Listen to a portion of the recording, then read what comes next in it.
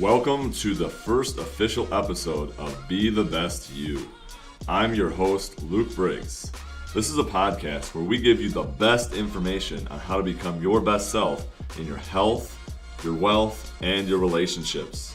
Folks, you're about to listen to a conversation from a man who grew his company an astounding 75,661% over 3 years. That's not a typo. Entrepreneurs and anyone who wants to live your best life, you're going to want to tune in for this one.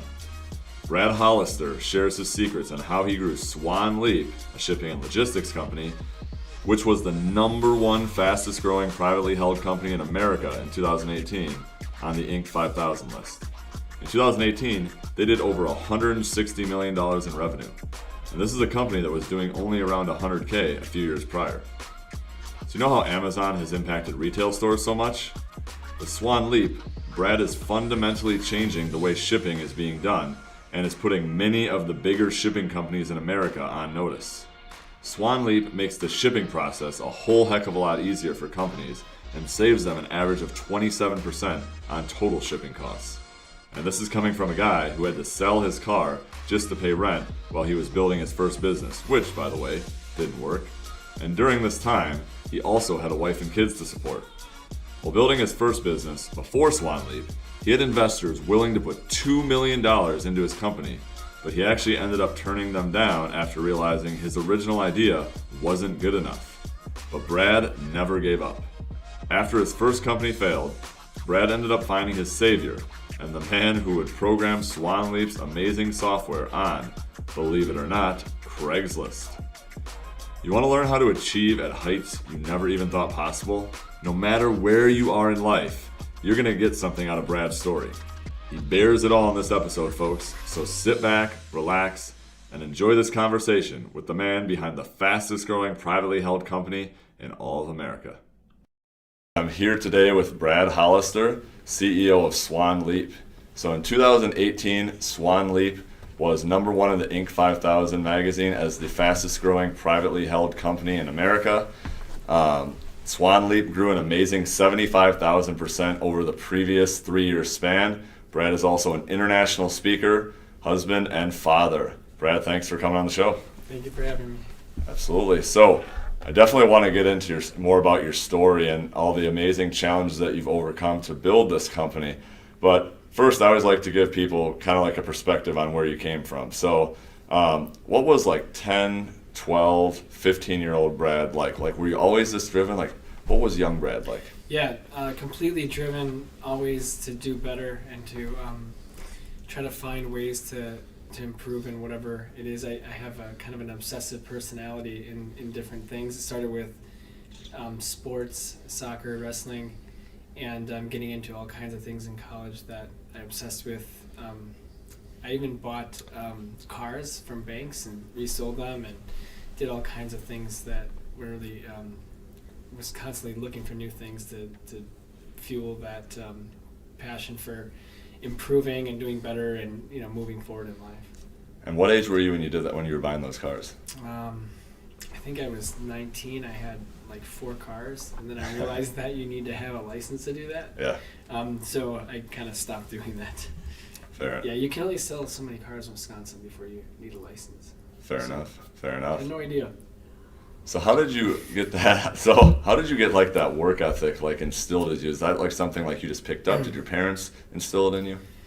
My parents are pretty hardworking for sure, and they definitely never let things get in the way of work and demonstrating hard work ethic around the house. My dad would come home, work 3rd shift, and still coach us in sports and things. So I mean, he always sacrificed sleep, especially for us. But I think it was really seeing the power of accomplishment that happens when you are willing to go outside your comfort zone or willing to do things that other people aren't willing to do. And it's easy to say, it's not that hard to envision, but it's quite difficult to do, right? Like if you're willing to do the thing that no one else is willing to do, you'll see the dividends. And whatever it is that whatever the perspective is, if you're talking about business or sports or anything in life, it definitely is easy to conceptualize what it takes to be great, but very few people are willing to do it. Oh, for sure. So now let's move on to college days. So I believe you wrestled in college, and you also kind of started your entrepreneurial journey. Take us through kind of your college days of Brad. Yeah, I wasn't. I definitely at UW lacrosse was we had a really good team, a really good college team, wrestling team back then. So I came in as a freshman and couldn't score on anybody, and so there was a day that I was broken, and the coach pulled me aside and he's like, Brad, this is normal. This is what happens when you're a freshman. You know, you're dealing with All-Americans, college All-Americans, and Sure. Our team had 8 out of 10 people in the lineup were All-Americans. It was tremendous to break into that. Even to make the team was an accomplishment because we beat Division I teams all the time. And so seeing that I was behind, I really needed to work hard. And so most of the college days, even off season, was two-a-day workouts, and during season was 3 times per day workouts, right? Morning lift, practice at 4-ish, and then sometimes or oftentimes a night run. So that's really what drove the college wrestling. Oh, and I bet a lot of that you've probably learned and picked up from wrestling that you kind of carried over to your entrepreneurial journey as well. Yeah, I think it's one of those things where I feel that if I do a workout or doing something that I'm not sore, or I'm not, I don't push myself to the edge of where I think I could go, I feel like I've not really done anything. So Sure. I did a little run last night, a little fun run, as they call it on the Peloton. Yeah. And of course, I'm like, I just want to get a little small sweat in, and of course, that turned into full sprinting. So it was, it was one of those. I think that level of kind of pursuit of improvement or drive or push or whatever adjective and verb you want to use, I think that is just in some people. Mm-hmm. And it's when you have it, it's a pretty great thing because you can really accomplish more than your mind or body thinks it can. Totally, and that's awesome that you carry that over to other areas of your life too, like your workouts. It seems like you're just like that in all your pursuits. Yeah, I mean, you kind of have to be because, I mean, it really is, when you're an entrepreneur, you don't really have an on-off switch. It's always on, and there's not really a way to step back and decide to just leave the problems to somebody else. It just doesn't really work that way. That's true. Gotta always be ready. All right, so now let's go to post-college days. So you graduated college. Like, what happened next for you? So I had written a bunch of members at a country club asking for a letter recommendation, and one of them asked me to come in to find out what I wanted in the letter. And I had lived in Brazil briefly. Mm-hmm. So I had a good foundation of Portuguese and Spanish. So he offered me a job to sell airplane parts. I was like, I don't really want to sell airplane parts. It doesn't sound so exciting. But it was a really good job. I took it and traveled through South America in 2001. And then it was really a great experience in international business right out of the gate. And then after 9/11, became the airline industry was pretty tough. Oh, I'm sure. So I left and then went into shipping. So worked for some friends that started a consulting business with FedEx and UPS consulting, and then decided that I need to go out there and learn the industry. So took a couple of different turns in the industry and going into freight sales, into brokerage, and then before founding really the precursor to Swan Leap. So like coming out of college, you had never really envisioned like, hey, I'm gonna be going into what you're in now. I didn't know what I would do, but I of course held myself to a higher standard, I think, than most. So I knew I was gonna try to do something pretty big, but I didn't know what, right? So it wasn't like I was just looking for that opportunity. I mean, I tried a lot of other things too. I learned about scaling a business, like what's important in scaling. I mean, there's wonderful businesses out there that fulfill needs, but necessarily aren't scalable. Like even like drafting houses and stuff, I think is really a cool business. But tough to scale that one, things like that. So technology was a natural draw for me because that scale is inherent. Okay. And how did you teach yourself about like scaling in business? Like, is that something like you learned in college? Like you just taught yourself? It really was, I guess, self-taught. Definitely not learned in college. It was more like, hey, how are we going to earn revenue and support the revenue and actually provide the service that we're promising? And technology does that for me, and that's what I'm passionate about, because we can actually sign a client, have support structure in place, of course, but really the business starts to scale on its own, meaning the revenue can grow from the product that exists. And we just as long as we don't lose sight of pushing the product forward, which most of our competitors have lost sight of that, we have to continue to improve the product. But as long as we're doing that and supporting the clients, we can add a lot of clients and help a lot of people save money without many restrictions and limitations. Oh, absolutely. And obviously the results speak for themselves. So from there, you originally started a business and actually had an investor for it and could have made a lot of money, and you ended up going in a different direction. Walk me through that story of the first business that you had. So we had made a marketplace, and the marketplace actually allowed people to come in and find empty trucks and post their shipments in a way that they could find the cheapest truck, and it worked. It worked really well. The marketplace concept it's pure. It allows people to get connected. We've seen it in other industries. The problem is it was too early, and it's not how global transportation works. Companies don't choose new providers ad hoc.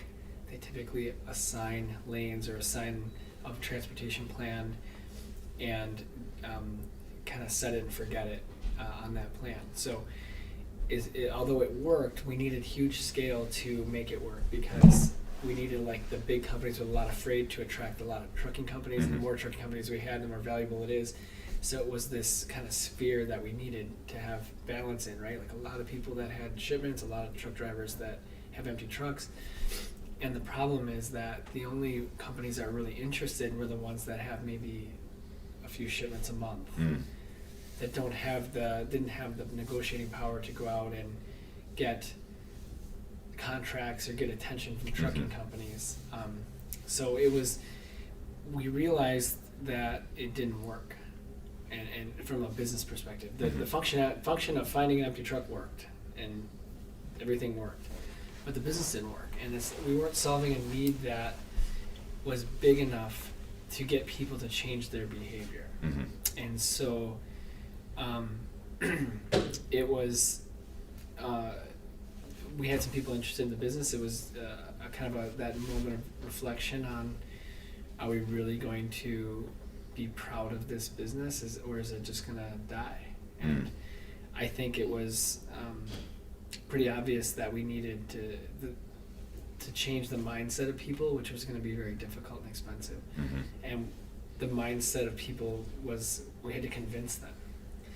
So they it was, needed it. Yeah, Okay. Right. So they should look at it and say, I need this thing. It's going to save me money, but that's not what they saw as their own problem. And so we had investors that were willing to invest in the business, and I knew that it wouldn't work. So we decided to not move forward with their investment, even though they wanted to, and we actually let it die instead.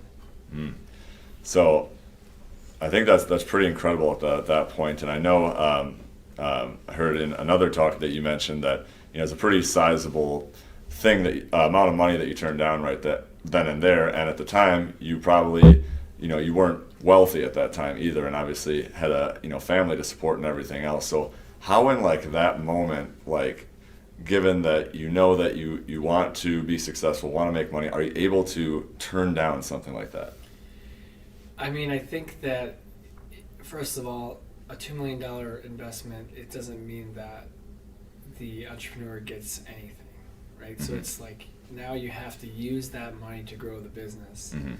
and actually go from zero to revenue, net profit, to pay back, or to so show a return to investors on that $2 million. So mm-hmm. a $2 million investment means the entrepreneur might be getting just paid $50,000 or $35,000, something, just to kind of help to pay bills at home, but it's mm-hmm. not like there's a huge enrichment process. Okay. So now we have to build a business with only $2 million, and we need everything in place. We need architecture, we need office, we need staff, we need phones, we need everything.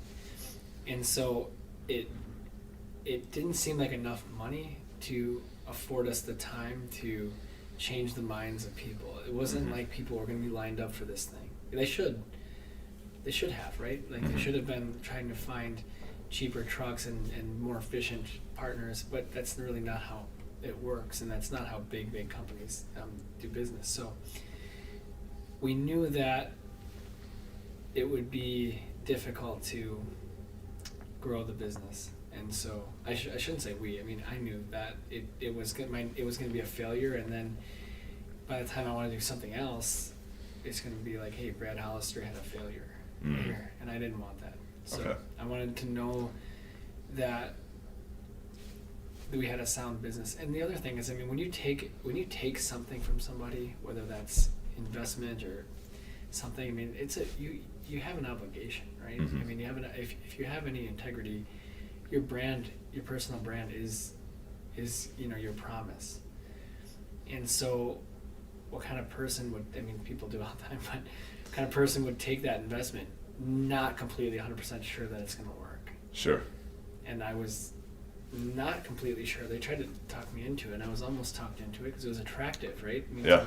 To be able to have a job again, then right. Working and being able to pay the bills and actually starting on this dream I had would have been great, and it was attractive. It was very difficult to turn down, but I knew in the end it wasn't a big enough investment. It wasn't a big enough idea to change the world. Mm-hmm. So I'm in looking where we're at now. It's been copied and tried by other people, that marketplace, and they all meet the same fate.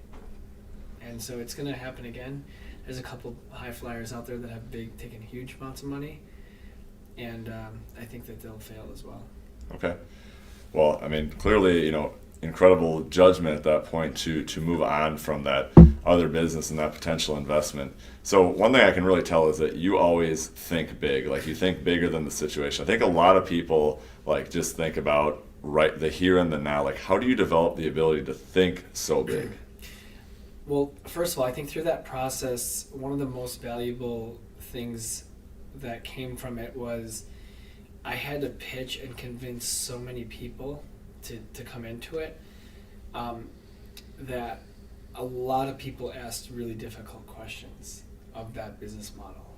And I really think that I was able to position the product itself and the solution, and meaning what it needed to do, and then the problems it was solving.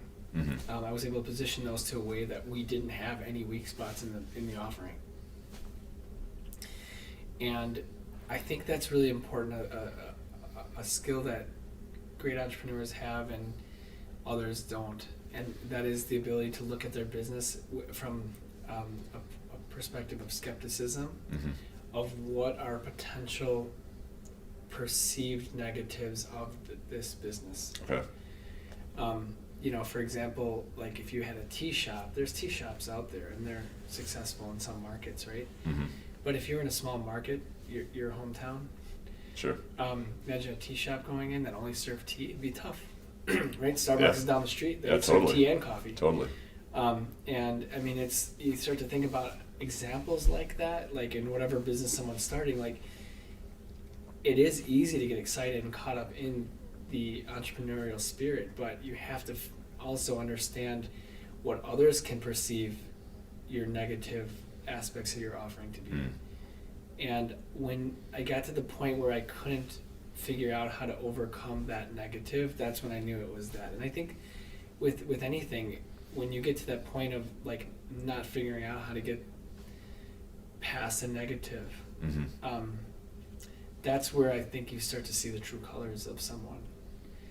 I think that you get to, is there you're at kind of a junction, Mm-hmm. and now you have to make a decision. And could I have gone forward with that?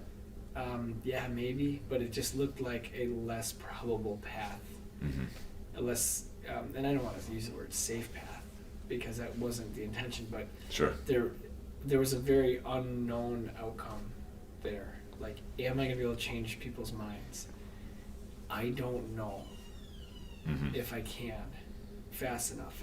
I would have thought that people would have wanted this thing, but they don't. So Mhm. now what? And that's challenging. I mean, it's the other path of bailing on that and pursuing something else. Thought was a better path. Fair enough. And I didn't know what we were gonna do or what I was gonna do. I didn't know what to do to pay the bills, pay the rent. I didn't know what to do after I bailed on it. I had no job, no money, so it was a really difficult path too. Oh, Because totally. I have a uncertain future over here that can actually get me through a year or so, Yeah. or an uncharted path that's not uphill or whatever, but there's no certainty either. Oh, totally. And I have to, like I said, I mean, I have to imagine that at that time, like that was a very difficult decision to make to, move forward to a different business, and the ability to just persevere and push through. And even though, like you said, you didn't necessarily have a lot of money at the time and have a lot of that maybe safety and security, you still just knew it and believed in yourself that you could still achieve something great. Like, so, kind of as a side note here, I think, self-belief is something that a lot of people really struggle with, like especially whether it's entrepreneurs or people just in general. So what is something that like you've done to really like build that self-belief in yourself? I think the one thing to acknowledge is that life isn't fair. I mean, right? Like, no one owes you anything, and you have to go out there, and if you want something, you have to go get it. And it is really easy to find excuses. Mm-hmm. I was almost gonna skip working out today, actually. Okay. I went to bed late and got up early, and I was thinking I gotta meet you today. There's Yeah. no way I'm gonna admit that I skipped working out today. Sure. But that's a good example. Like, it's a small thing, because every time that I do, and I'm sure other people feel the same, like, I'm mad at myself driving into work. At the moment, it seems like the right thing to do. Sure. So I think that's like that. You have to almost embrace that discomfort, because you could easily turn that as a negative. There's definitely an excuse waiting for us to stop whatever it is Mm-hmm. that we're pursuing. I mean, it's really easy. I mean, I have some lofty personal goals on other languages I want to learn, everything, and Okay. I've definitely have put excuses in because it isn't as conducive to my schedule right now as other, there's other priorities that have taken place. Oh, sure. I want to learn other languages. I want to do some other things, right? And, Okay.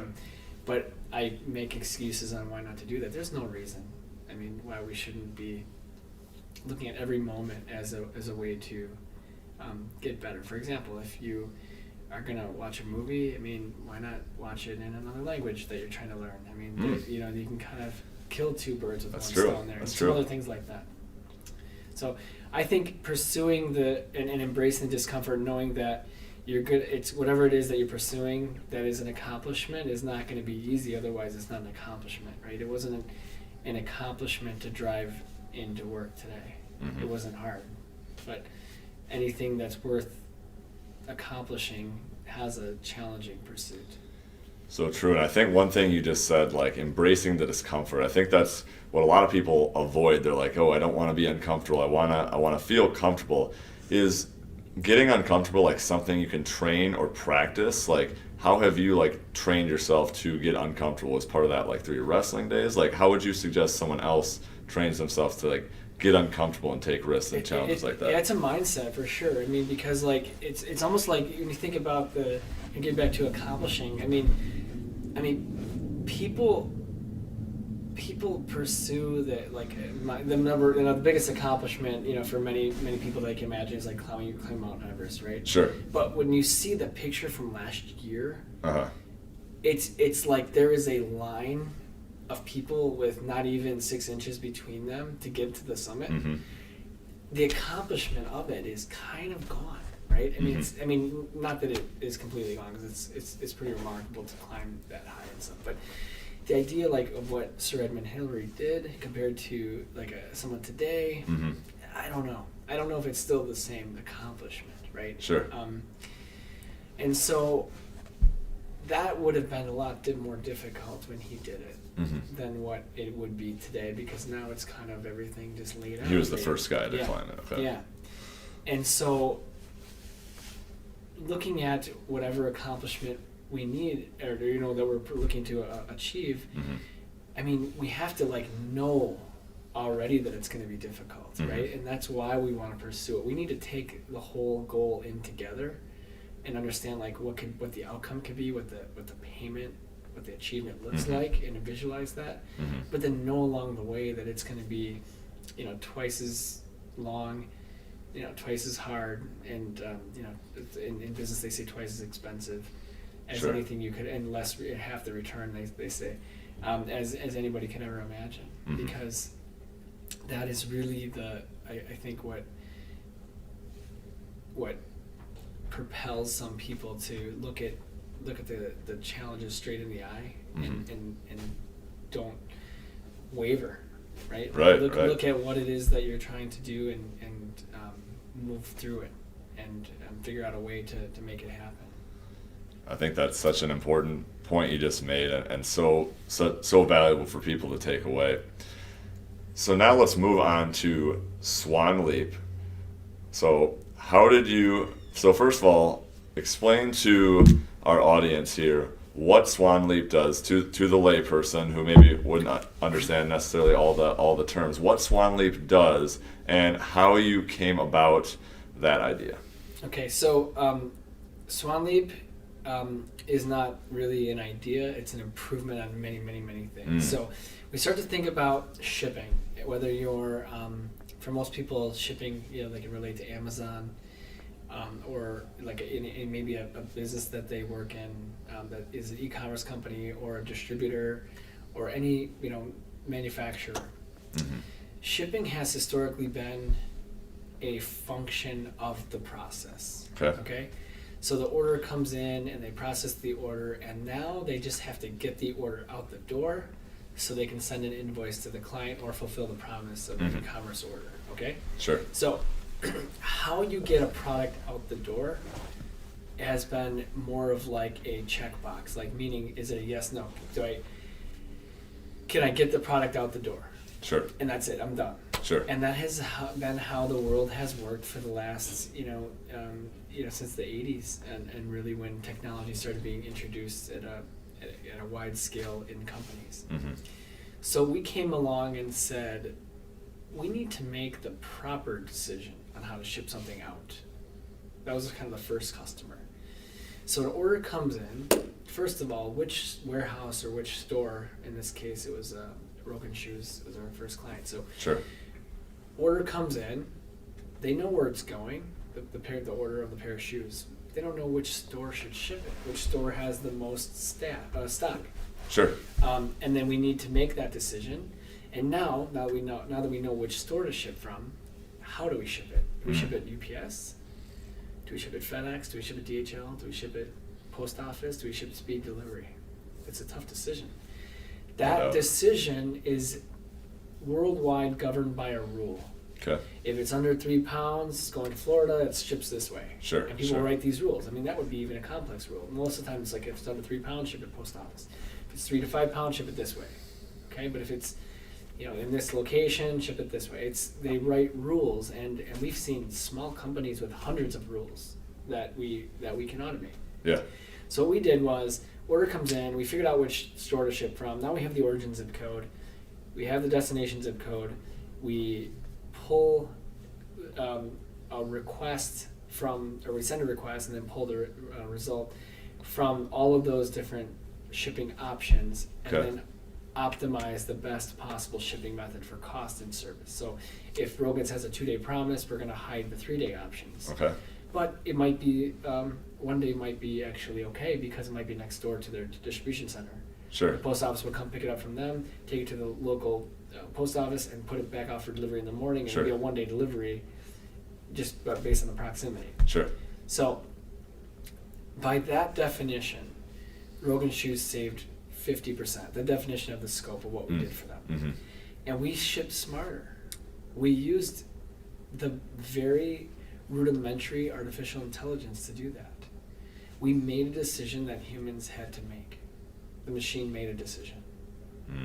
And now we've moved on to communication with the customer and the recipient during transit, the financial visibility into what decisions that are being made, and even inbound as well. Like, there's a huge gap for every company in the world, and when I say every company in the world, that's a literal statement, to have better control, automated decision making, AI procurement, right, of finding which truck is optimal to bring the goods to you. Yeah. So we've written a portal that allows a company, our customer, to send us purchase orders, and when their supplier fulfills this purchase order and sends it to them, they would contact our system electronically to determine how to properly ship that product to our customer. Our customer gets the benefits of knowing who their good and bad suppliers are. Are they shipping on time? What's coming in today? What's showing up tomorrow?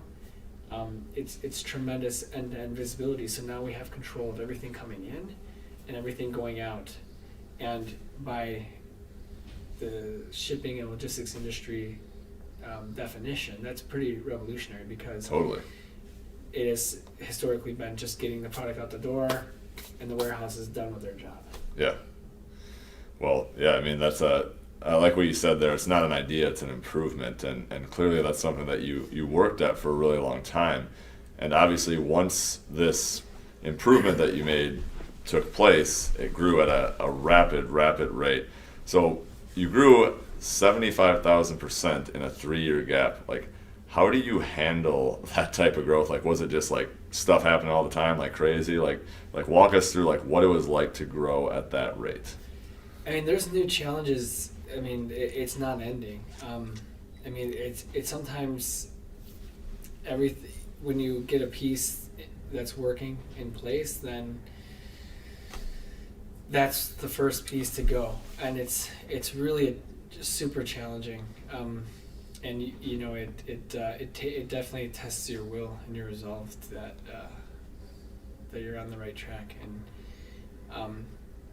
for me, it's almost like when something appears to be calm, it's when it is more scary than anything, because you don't necessarily know your challenges that are coming if everything seems to be going right. You know, Calm before the storm. Yeah, we even had some things today that are new. You know, new challenges that, you know, maybe were taken for granted last week, and now this week look like there could be some trouble. So I mean, it's constant, and it makes it rewarding to look back, but it definitely makes it challenging looking forward.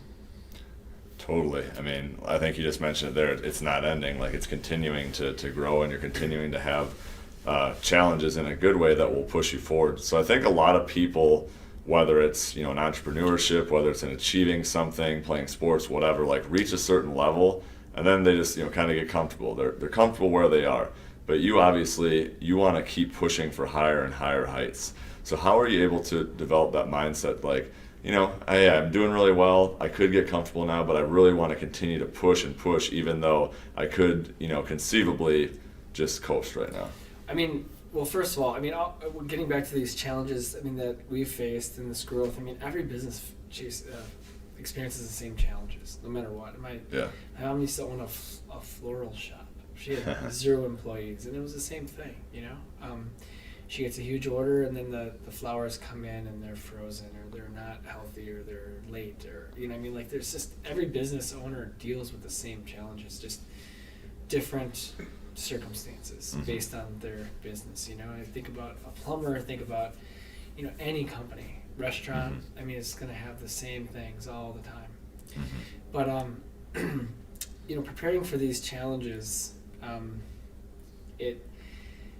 I think you just have to almost embrace it and just do your best and focus on, the next half hour doing the most important thing for the next half hour. And then when you're done with that thing, do the next important thing. And that's how we've been able to, I guess, survive and get through it. Totally. So yeah, just focus on kind of one thing at a time. Yeah.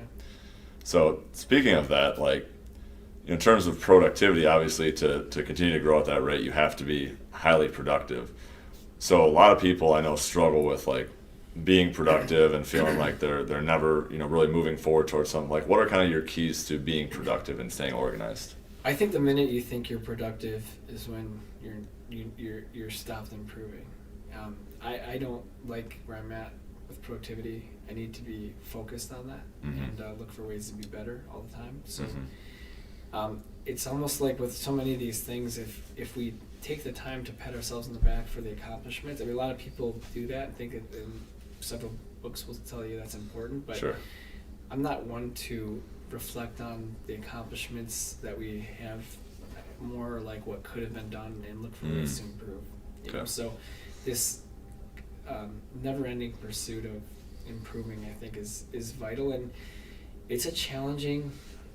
It makes for a challenging work environment for some people that don't have the same viewpoints. It's probably one of our number one things we're looking for right now in our people. We've lost some good people along the way that just maybe weren't ready for that self-pursuit, or maybe needed more coddling along the way and hand-holding along the way, or we could have communicated better. There's all things that we could have done different, but but being in this environment is a very challenging environment for a lot of people, because there's kind of a loose structure, and then also we have high expectations for getting better, and that's not so comfortable as being in maybe a more regimented, structured environment where you're just one of many and you can kind of hide.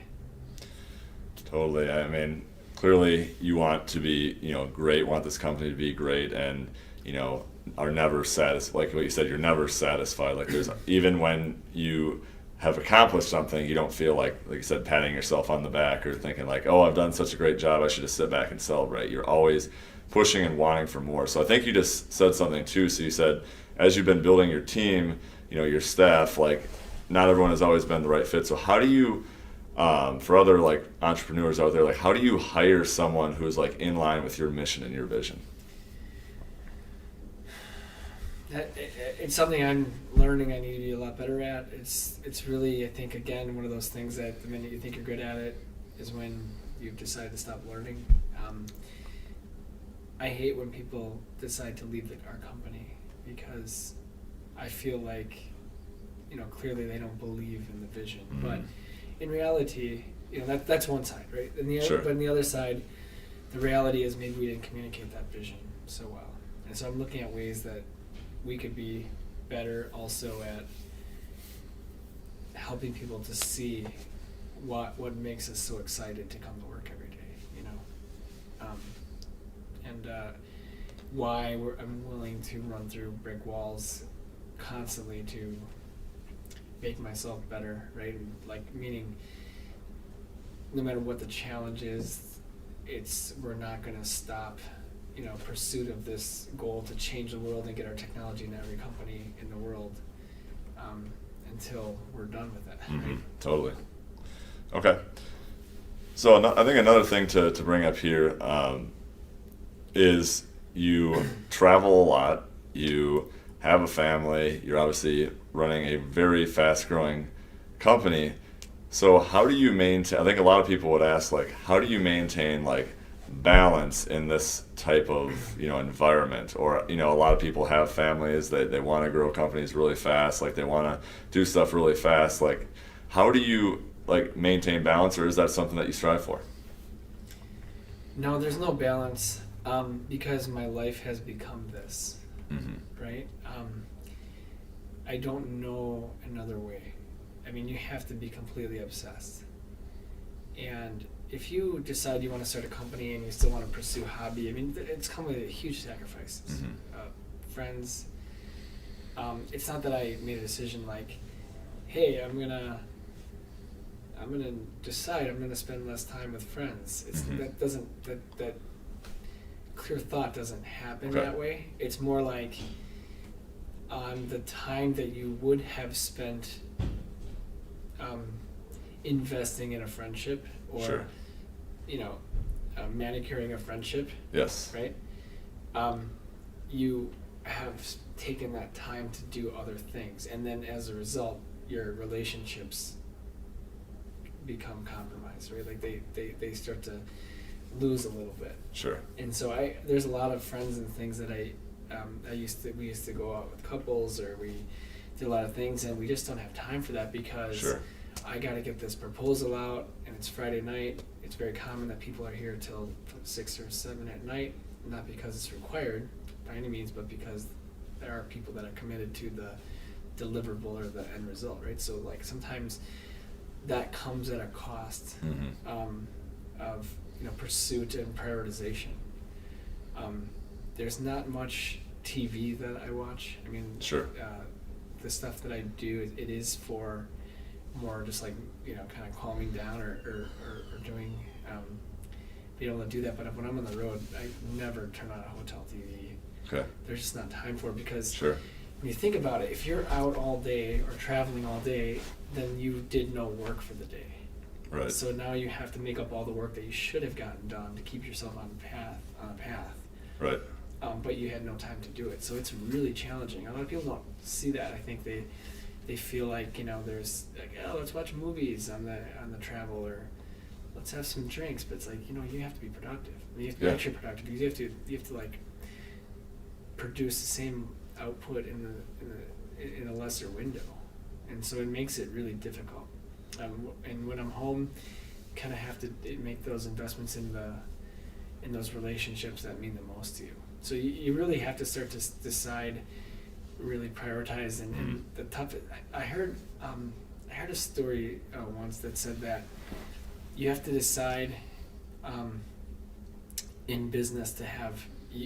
There's 3 choices in life, and you can only choose 2. Okay. Sleep, exercise, or relationships. And you can only choose 2. And so what do you do with that? Like that is really an entrepreneur's dilemma. Someone that's obsessed with pursuit of something great. I mean, sleep, relationships, or exercise. And they all could be argued that they're the most important, for sure. But in the end, it's up to each individual person to figure out that balance. Yeah. And so there wasn't a fourth of leisure. There wasn't an option. That's not even an option. Yeah. Right. Or pursuit of a hobby. Right. That also isn't there. I mean, those aren't self payment or self. I can't just come home from work after I've sacrificed one of those 3, and say, okay, now I need me time. It doesn't work that way. Sure. That me time should be sleep, or relationships, or exercise. One of those 3 should be, because I'm already behind if I follow that, thinking. So you have a very limited amount of things you're focused on, clearly. Like only, you might focus on a couple of things, but you do them very well and are very present when you're doing them. Yeah, it's important. I mean, but what you have to do is like find the relationship things might be things you do in line with those 3 those 3 things. So like, for example, if I do want to pursue a hobby, I need to make it as one of those 3 things. Yeah. Right? Because I need to be able to knock off numerous birds with the same stone, with very limited number of stones. Makes sense. So develop hobbies that enrich the life of your relationships, so you're actually building the relationship while you're doing the hobby. Makes sense. Exercise would be another one of those things, because if you could build an exercise with a relationship, you've knocked out two birds with one stone, right? Totally. And those are the things that I've tried to do with those closest to me. So you like work out with your friends or family. Yeah. Nice. It's important because you have such a limited amount of time for all. So, yeah, I mean, I really am envious of the people that can sleep like 5 hours a night. I've been doing 5 for a long time, and it's not enough. Sure. But I mean, it's because that's probably the thing that I'm willing to take on self-sacrifice to build those other things. Okay. I really like the way you explained that there, and just like there are sacrifices, and it's priorities. Really, it's almost like what it comes down to for you is you really know what you want. You're obsessed with your mission and vision, and you're just focused so hard on that you don't necessarily really think about like, oh, what hobbies should I have, or or if you do develop those hobbies or those relationships or whatever, it should be a part of something else. You can kind of commingle the two things together. Yeah.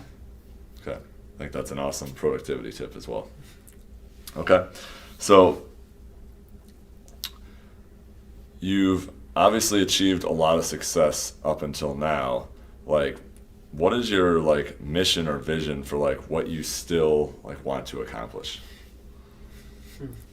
I feel like I still feel a little bit of a chip on my shoulder. Like I want to prove the world wrong. And many of our bigger competitors. I mean, we're talking big competitors. You're talking $100 billion revenue companies. Like, they're still doing things the old way, and we're cracking into them and creating the doubt. And we will be validated in the end. Sure. But that's what really motivates me now, is to show them that I'm right?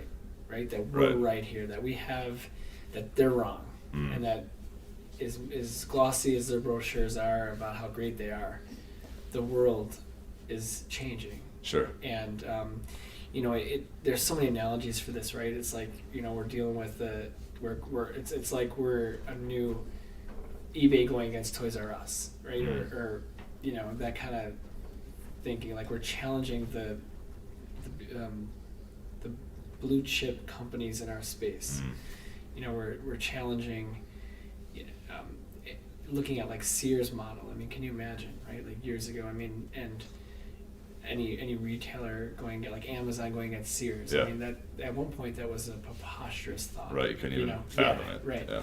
And so that's how I feel like we're coming at this industry, and it really is a matter of time before. I mean, the only reason we feel so strongly about it is because we've done the homework.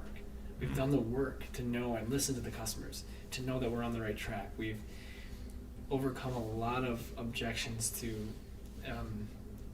help us understand what the future looks like, right? And so we don't see our competitors changing their models to respond to the changing needs of the market and the technology infrastructure and this end-to-end visibility. We don't see people changing, our competitors, I mean.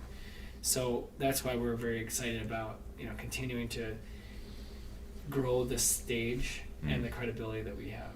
Okay, so being asked to speak at a lot of these conferences is a tremendous honor, because people want to hear what the message is, what we have to say, and what it is about SwanLeap that is has gotten so many people to kind of pause and listen. I don't think in 2019 we were at a place where the major, Fortune 100s were ready to stop, listen, and then act differently. But they certainly were in 2019 stopping and listening. Got it. So And we don't see, they're still continuing with the Sears and Toys R Us of our industry. Gotcha. So we see this changing now very soon, because it can't be ignored for long. I mean, No doubt. because our competitors, the big competitors, are not able to respond with the infrastructure they have to the needs of the future of companies that need to be competitive. So if you're a major global company, you need to have certain things to maintain your competitive edge, and those things don't exist outside of SwanLeap. Totally. And clearly, like you said, you're putting other companies on notice, comparing it to like you're the Amazon coming in to the retailers like Sears, which is obviously no longer what it used to be, and obviously Amazon and companies like you are really coming up and making an impact in this world.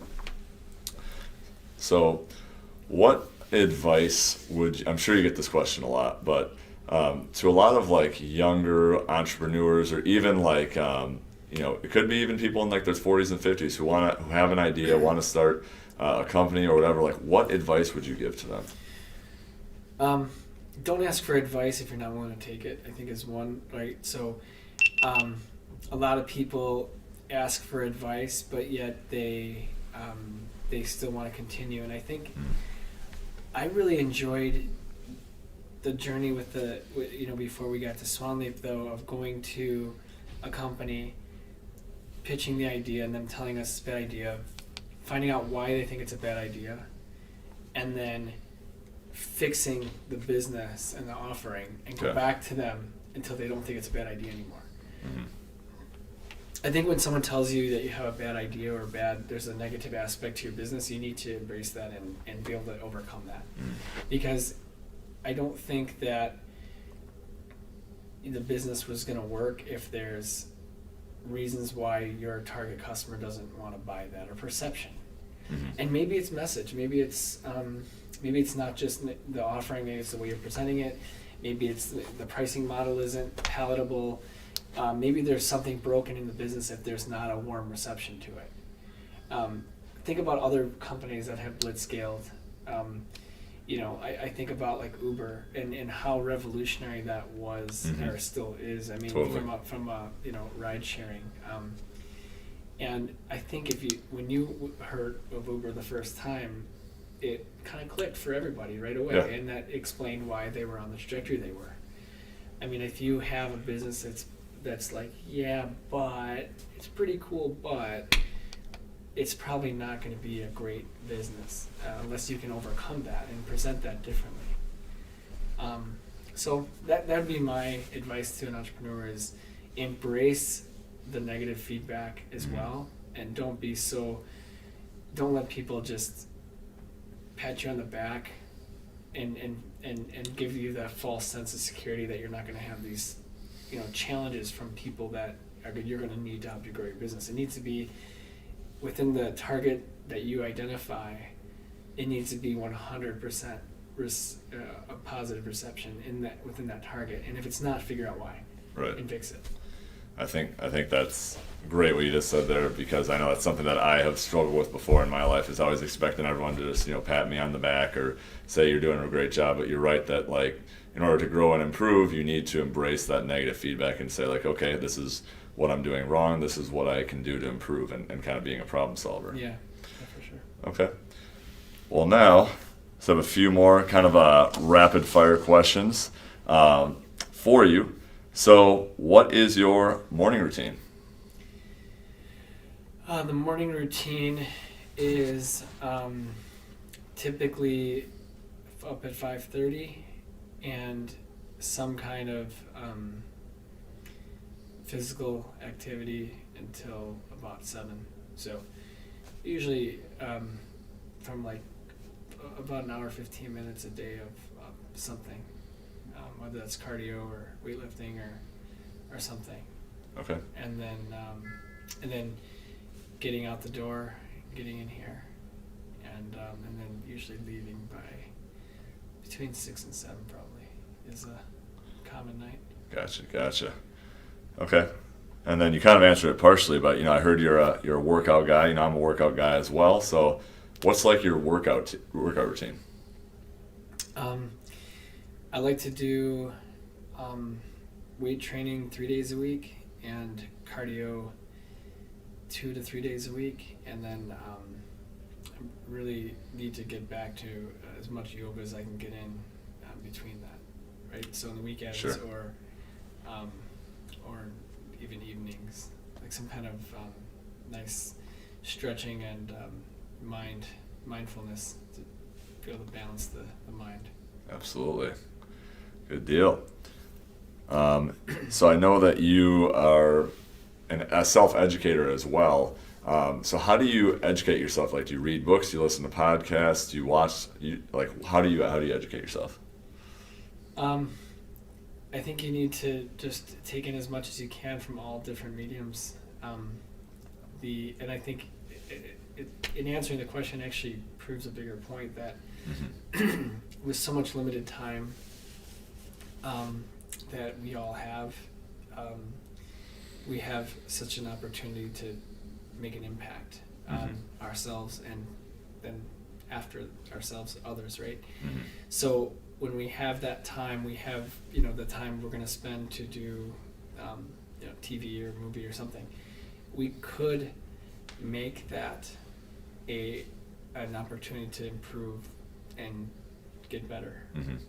So reading magazines is important. Okay. Books when I travel. Okay.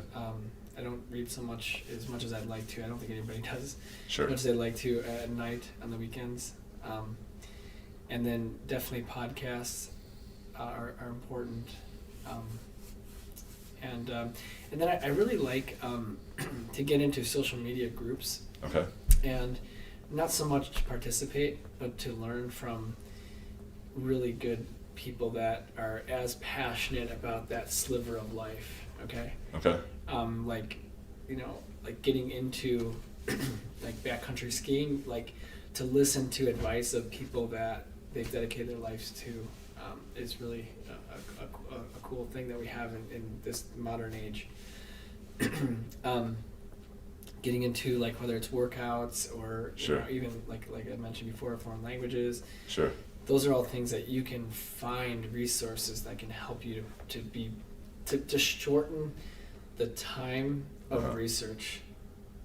Does that make sense? Yeah, totally. Like, so you can get right to good content to make yourself better easier today.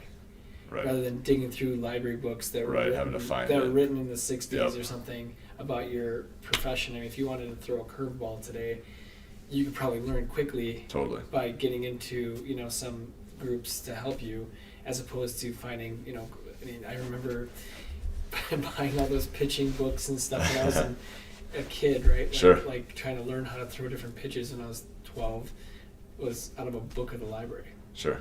Today it would be a lot different. I think that those are all very good points. Easier than ever to educate ourselves today. Sure is. I mean, we really don't have an excuse. I mean, no one really has an excuse. The resources. I mean, you can YouTube anything and get to an answer to give you that education quickly. That's so true. That's so true. Or you could use YouTube to entertain yourself without the educational element. So it's really up to each individual person what they want to do in that time, but it also kind of sets the trajectory that each person is on. So I've asked my children why Ferrari doesn't have television commercials. Okay. And it's pretty obvious that anybody that can afford a Ferrari doesn't watch television. So that's kind of like a mindset reminder that of where we need to be and to look at what other great people do and the pursuit that they're on, and try to learn from others. So true, and that's a really good way to think about it. Like you said, people who are buying Ferraris aren't watching TV, so that's great. So I think I have 3 more questions here.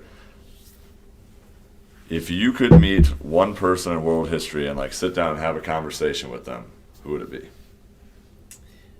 I think that to answer that question honestly, I think your answer would change throughout your life. Sure. Because I think that different people have been through different perspectives based on where your current focus is. That's an interesting question. I think the most entertaining person that I would really like to meet would be Elon Musk. Totally. Today. But even looking at someone that's passed away, I think about some of the innovation that like some of the great people in history have gone through, and the challenges Sure. Edison, the failure, the embracing the failure He is failed like tremendous, 1,000 right? times or something. I really want to know if Nikola Tesla actually made the light bulb, which is some people think so. But I really think also the Steve Jobs story is kind of hard to ignore. Sure. Because that hits home for me now, and I think if you asked me that question in 10 years, I think it'd be a different answer. But right now, my mind is on innovation, pursuit, passion, all of the things that made, Steve Jobs great in Right. that part of his life. Right. A lot of people suggest that his personal side wasn't so good.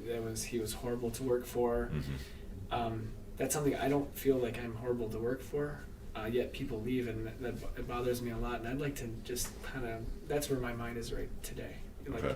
Knowing how other CEOs, other great people in history have been able to overcome some of these challenges Right. that I'm facing today at our current stage of our company. And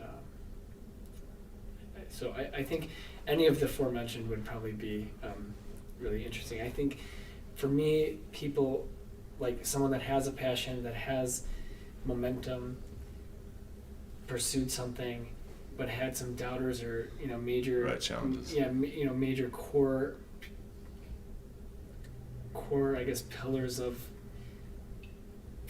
crumbling on that. I wouldn't suggest that's not the best way to put that today. I mean, just challenges along the way that they don't know how to get through, but they know they're on the right track, but people have doubted them along the way. Right. That's the story I'd like to know. I mean, Henry Ford, what he did to innovate the assembly line. Totally. Any of these great things, great accomplished leaders would be really an interesting conversation for sure. Totally. I think any of those guys you mentioned, Elon Musk, Henry Ford, all those guys would be great, especially like we said about where you're at in your life. Like it might change. It might have been different 10 years ago. It might be different in 10 years. But right now, the challenges you're overcoming, those are the types of people you want to meet. Yeah. All right. 2 more questions here. If you could visit anywhere in the world, where would it be?